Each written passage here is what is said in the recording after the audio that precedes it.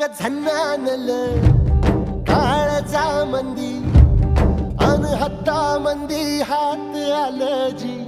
सैराट झालं